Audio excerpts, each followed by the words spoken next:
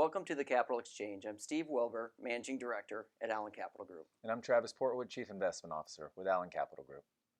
Travis, I want to start out by thanking our veterans and our current armed service personnel. Right, we truly appreciate their service and the sacrifices they make on our behalf. That's right. It allows us to do what we do today, correct? Absolutely. Yeah. So, last week, Travis, last week felt like a year rather than 7 days. It certainly did. Half the country is very happy with the election results. The other half is not so much. The bright side is that the cloud of the election uncertainty hanging over the markets has probably receded at this point. Yeah, and like the country, the government looks like it's going to be split as well, right, as a result of the election.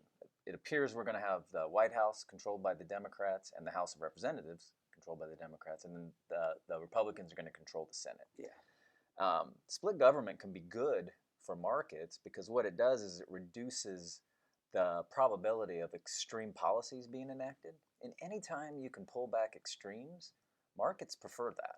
Yeah, and the most significant news last week was the successful, or this week, excuse me, was the successful COVID vaccination. If we can get it approved, manufactured, distributed, and administered quickly to people, I do think people will see light at the end of the tunnel and possibly think that this pandemic is behind us. Right, it's very important when that news came out. So we've got an election behind us, we've got a split government, and we have a potential COVID-19 vaccine.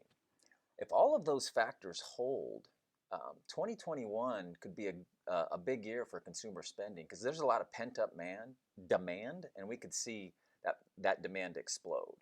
And that will help a lot of the companies that were hurt by the current crisis next year. Yes, and none of this is assured. Obviously, there's a couple unsolved items out there, if you want to call it that. Right. Congress has yet to pass an additional stimulus package. Second, the president is going to obviously continue to push these lawsuits in the battleground states, and we're not in a perfect environment. Right, and those 2 points you just made, it gives us an environment where there's potential surprises out there. But when investing, there's always surprises, and 2020 has certainly taught us that. There's no question about that. Right. Travis, this has been great. I look forward to it next week. I look forward to it as well, Steve. If you feel uncertain about the markets or your financial future, our contact information is below, and we do look forward to hearing from you.